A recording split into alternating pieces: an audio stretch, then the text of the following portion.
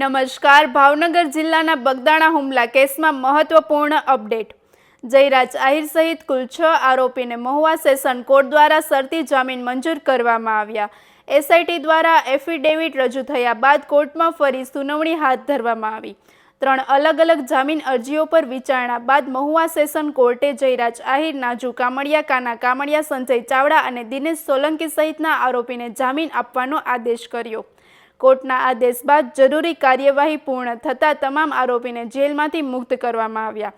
આ નિર્ણય બાદ રાજકીય તેમજ સામાજિક વર્તુળોમાં ચર્ચાનો માહોલ.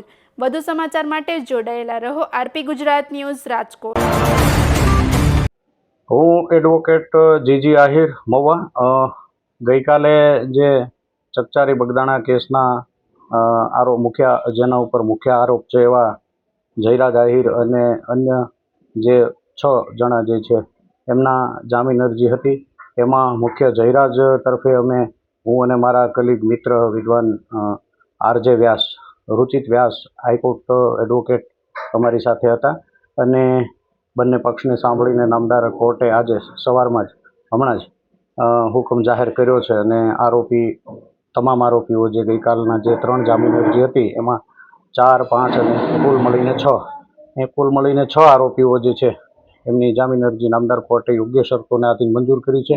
આમ તો અગાઉ તારીખ 2/2024ના રોજ અન્ય આરોપીઓ જે છે જે મુખ્ય પ્રથમ જે 7 આરોપીઓની જામીન અરજી મંજૂર કરેલી અને એમના જ પેરિટીના ગ્રાઉન્ડ ઉપર અને થયેલ દલીલોને ધ્યાને લઈ અને નામદાર મહુવાના એડિશનલ ડિસ્ટ્રિક્ટ અને સેશન્સ જજ સાહેબ શ્રી AS પાટીલ સાહેબ દ્વારા આરોપીઓને જામીન મુક્ત કરવાનો હુકમ કરેલ છે.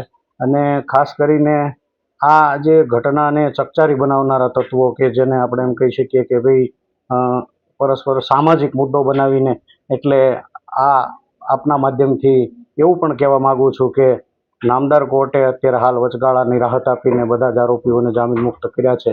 એવા સંજોગોમાં બંને તરફેથી શાંતિ સ્થપાય અને કાયદો અને વ્યવસ્થા જળવાઈ રહે એ દિશામાં તંત્રએ પણ સજાગ રહેવાની જરૂર છે.